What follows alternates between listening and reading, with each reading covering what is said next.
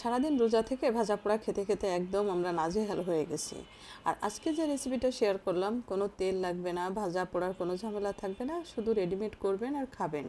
একদম হেলদি এবং অনেক পুষ্টিগুণে ভরপুর। চলুন তাহলে দেখা যাক। সুপ্রিয় দর্শক, আসসালামু আলাইকুম, সবাইকে ওয়েলকাম।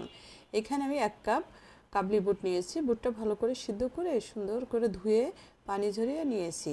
কিউব করে রাখা 1/2 কাপ শসা দিয়ে দিলাম, একটা টমেটো কুচি দিয়ে দিলাম, আর দিয়ে দিলাম 1/2 কাপ আলু সিদ্ধ করে রাখা কিউব করে কেটে নিয়েছি, একটা ডিম। আর এখন দিয়ে দিলাম পেঁয়াজ মরিচ কুচি করে কেটে নিয়েছি সেটা, আর 1/2 চা চামচ গোলমরিচের গুঁড়ো, 1 চা চামচ ভিট লবণ, 2 চা চামচ সরিষার তেল। এগুলো সম্পূর্ণ আপনারা স্বাদ অনুযায়ী ব্যবহার করবেন। সব কিছু দিয়ে খুব ভালো করে এখন একদম উলটপালট করে মিক্সড করে নিব। আর এটা ইফতারিতে যদি খান, দেখেন এখানে আমি ডিম অ্যাড করেছি, আলু অ্যাড করেছি, মানে প্রোটিন, শর্করা, ভিটামিন এ, সব ধরনের ভিটামিন কিন্তু এখানে যোগ হয়েছে। তো বুঝতেই পারছেন যে কতটা উপকারী একটা খাবার এখানে তৈরি করলাম।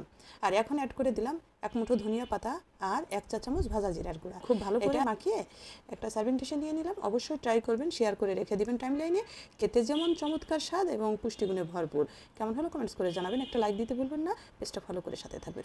সবাইকে অসংখ্য ধন্যবাদ সাথে থেকে দেখার জন্য। আল্লাহ হাফেজ।